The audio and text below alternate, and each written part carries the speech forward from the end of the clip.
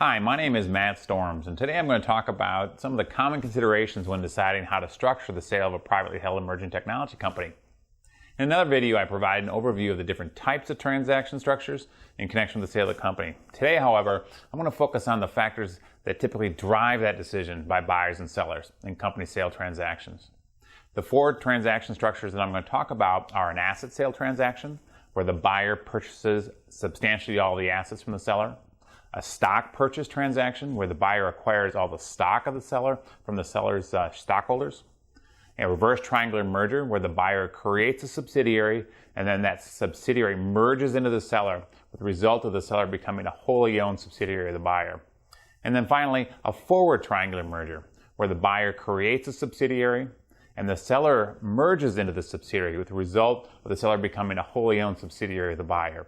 While there can be a variety of factors that company consider in structuring a company sale transaction, the ones we see most frequently are taxes, assignment of contracts, shareholder approval requirements, transfer of licenses and permits, ability to exclude certain assets or liabilities, and simplicity.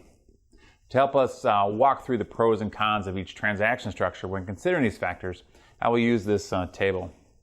To orient you, on the left hand are the factors, and on the top are the transaction structures themselves.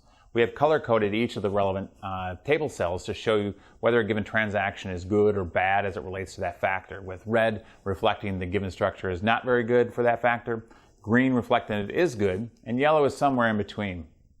So let's get down to some of the specifics. The first issue I'm going to talk about is taxes.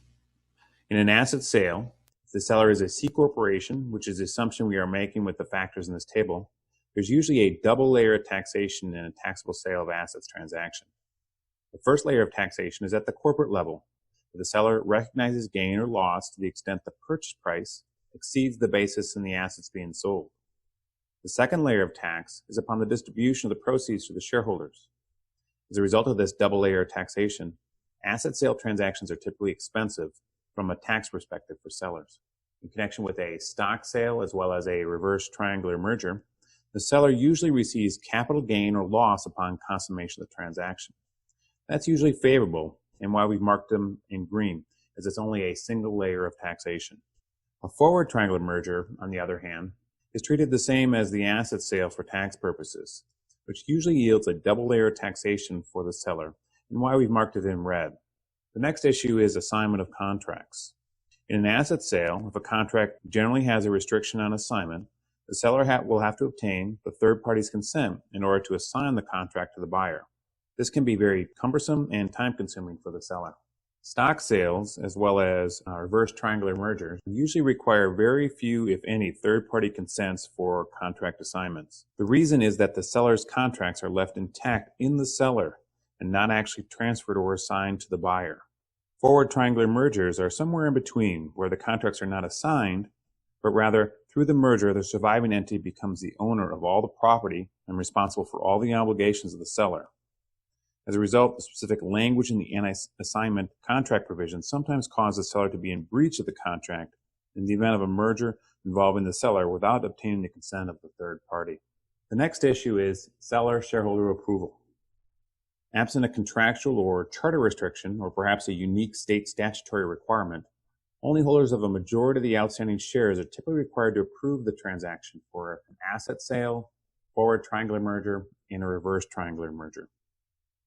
A stock sale, on the other hand, will typically require approval of all the stockholders if the buyer expects to own all the stock of the seller. That makes a stock sale more difficult for this factor. Transfer of licenses and permits is very similar to assignment of contracts for analogous reasons. The ability to exclude certain assets or liabilities is where the asset sale transaction structure really shines. In an asset sale transaction, the buyer and seller generally can pick and choose which assets are transferred to the buyer and which liabilities are kept with the seller. It's likely that this factor alone is what makes the asset sale transaction structure the most common structure used for sales of privately held emerging technology companies. In each of the other transaction structures, it can be cumbersome to sell or distribute assets or exclude liabilities from the transaction with the buyer.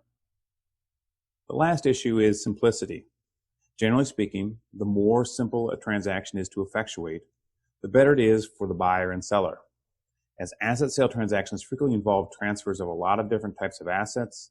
The documents of conveyance, filings, and other ancillary agreements often make asset sale transactions the most complex. As to the other transaction structures, both the reverse triangular merger as well as the forward triangular merger, there can be some complexity as there has to be the creation of wholly owned subsidiaries and other public filings.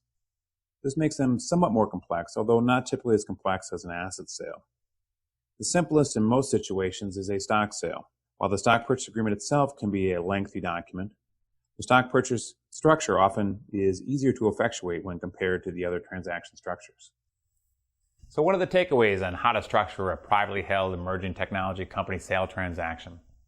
1. The common considerations for structuring a company sale transaction are taxes, assignment of contracts, shareholder approval requirements, transfer of licenses and permits, ability to exclude certain assets or liabilities, and simplicity. 2. Which factors are important is often very deal specific. 3. While there's no one universal structure, asset sale transactions are used more frequently in privately held emerging company transactions. Hope you found this overview to be helpful. If you have any comments, let us know. Thanks.